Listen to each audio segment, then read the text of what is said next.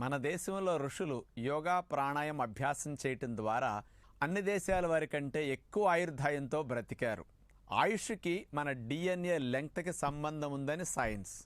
DNA చిన్నగా ఉంటే short అయితే ఆయుర్దాయం తగ్గిపోతుందని, డిఎన్ఏ లెంగ్త్ పెరిగితే ఆయుష్ పెరుగుతుందని ఉంది.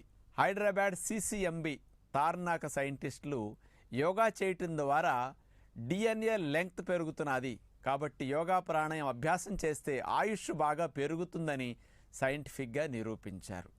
మనం ఆయుర్దాయాన్ని పెంచుకోవడంతో పాటు ఆరోగ్యాన్ని పెంచుకోవాలంటే ఇతర వ్యాయామాలకు ఇచ్చే ప్రాముఖ్యత కంటే యోగాసనాలకి ప్రాణాయామ విద్యకి ఎక్కువ ప్రాముఖ్యత ఇచ్చి మన దినచర్యలో భాగంగా చేసుకుని ఆచరిస్తూ ఉంటే ఆరోగ్యంగా ఆనందంగా ఎక్కువ ఆయుష్తో మనం జీవించవచ్చు.